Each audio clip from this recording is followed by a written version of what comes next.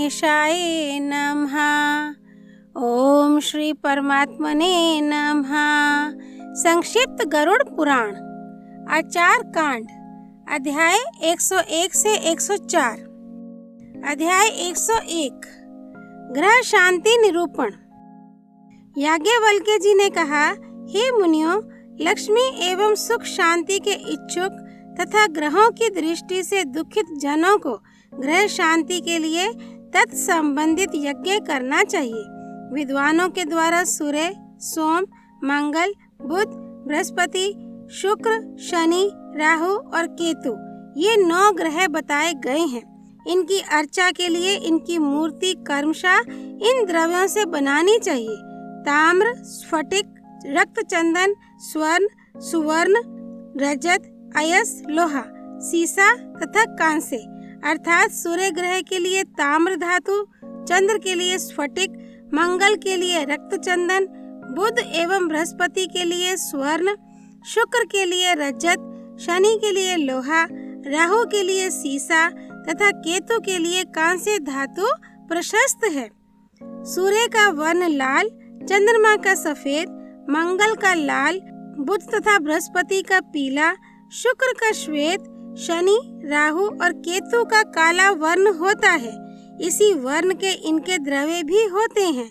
एक पाटे पर वस्त्र बिछाकर ग्रह वर्णों के अनुसार निर्दिष्ट द्रव्यों के द्वारा विधि पूर्वक उनकी स्थापना तथा पूजा होम करे। उन्हें सुवर्ण वस्त्र तथा पुष्प समर्पित करे। उनके लिए गंध, बलि, धूप, गुग्गुल भी देना चाहिए। तत्पश्चात मंत्रों के द्वारा प्रत्येक ग्रह देवता के निमित्त चरु पदार्थ अर्पित करना चाहिए।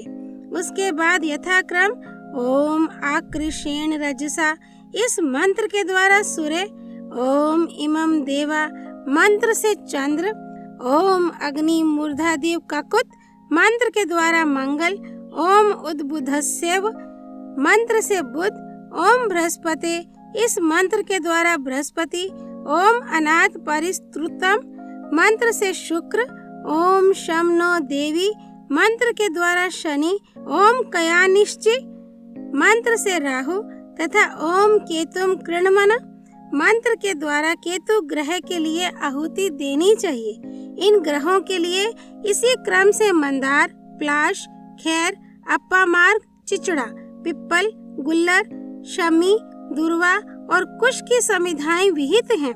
इन समिधाओं को घृत, दधि तथा मधु से मिश्रित कर हवन करना चाहिए।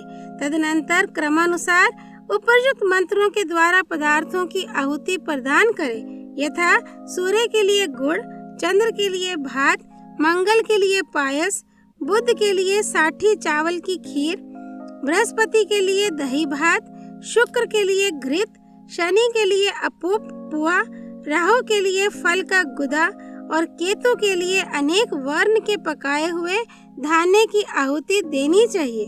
द्विज को चाहिए कि इसी क्रम से प्रत्येक ग्रह के लिए अन्न भी दान रूप में दे। तदनंतर प्रत्येक ग्रह के निमित्त यथाक्रम धेनु, शंख, बैल, सुवर्ण, वस्त्र, अश्व, कृष्णा, गौ, अयस, शस्त्र आदि तथा छाग की दक्षिणा देनी चाहिए। इस प्रकार ग्रहों की सदैव पूजा करने से मनुष्य को राज्य आदि फल प्राप्त होते हैं। अध्याय 101 संपूर्ण। अध्याय 102 वानप्रस्थ धर्म निरूपण।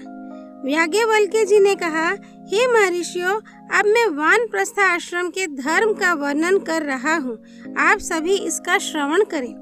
वानप्रस्थ आश्रम में प्रविष्ट पुरुष को अपनी पत्नी के संरक्षण का भार पुत्रों के ऊपर छोड़कर अथवा पत्नी के सहित वन में जाना चाहिए। वानप्रस्थ धर्म का पालन करने वाला ब्रह्मचर्य व्रत का निर्वाह करते हुए अपनी स्रोत अग्नि एवं ग्रह अग्नि के साथ वन में जाए।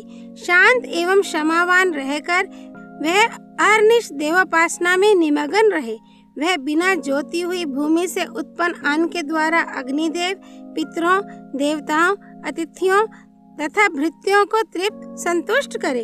आत्मज्ञान में तत्पर रहने वाला वे वानप्रस्थी दाढ़ी, जटा तथा लोम राशि को धारण करे, इंद्रियों का दमन करे, त्रिकाल स्नान करे एवं अपने को प्रतिग्रह अर्थात दान ग्रहण से दूर रखे।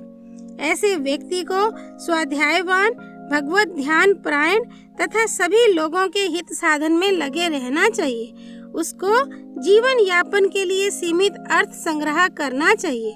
उसके पास जो कुछ शेष सामग्री हो उसका आश्विन मास में परित्याग कर वह व्रता आदि के द्वारा ही समय व्यतीत करे। यदि शक्ति हो तो एक मास या एक पक्ष का व्रत कर मास या पक्ष के अंत में ही भोजन करे। ऐसे व्रती अपने दांतों को ही उल्लूखल मानकर उन्हीं से अन्न को तुष से विहीन कर अपनी प्राण रक्षा के लिए उपयोग में लाते हैं। वानप्रस्थी को चांद्रायण व्रत करना चाहिए, भूमि पर सोना चाहिए और वह अपने सभी धार्मिक कृत्यों का संपादन यथासंभव फल से करे, अन्न से नहीं। वह ग्रीष्म ऋतु में पंचाग्नि के मध्य स्थित रहे, वर्षा ऋतु में स्थंडिल खुले चबूतरे पर शयन करे तथा हेमंत ऋतु में आर्द्र वस्त्रों को धारण करके योगाभ्यास के द्वारा अपने दिन व्यतीत करे। जो कांटों से उसे पीड़ा पहुंचाए उसके प्रति भी क्रोध ना करे और जो अंगों में चंदन का अनुलेपन करे उस पर भी प्रसन्न ना हो। उन दोनों के प्रति वह समान भाव रखे।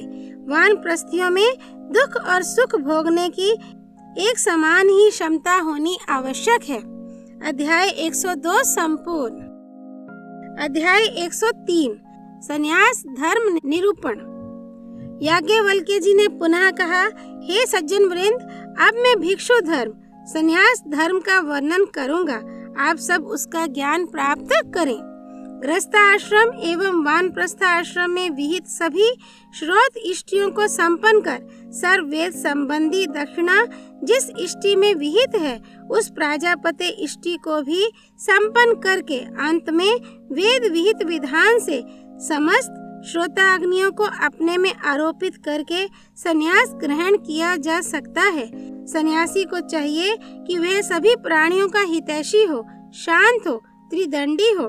सन्यासी के लिए बांस के बने 3 दंड धारण करने का विधान है। वह कमंडलू धारण करे, सभी प्रकार के सुख साधन युक्त भवनों का परित्याग कर भिक्षार्थी होकर ग्राम का आश्रय ग्रहण करे, प्रमाद रहित होकर भिक्षाटन करे और सायंकाल ग्राम में ना दिखलाई पड़े। जो ग्राम भिक्षुकों से रहित हो वहाँ पर वह लोभ शून्य होकर प्राण धारण मात्र के लिए भिक्षा मांगे। यम नियम का पालन करते हुए योग सिद्ध होकर सन्यासी को एक दंडी अथवा परमहंस बनना चाहिए। इस प्रकार रहता हुआ सन्यासी शरीर का परित्याग कर इसी लोक में अमृतत्व प्राप्त कर लेता है। दान देने वाला, अतिथि का आदर करने वाला, ब्रह्मज्ञ, यथाविधि श्राद्ध करने वाला गृहस्थ भी मुक्ति प्राप्त कर लेता है। अध्याय 103 संपूर्ण। अध्याय 104 कर्म विपाक निरूपण।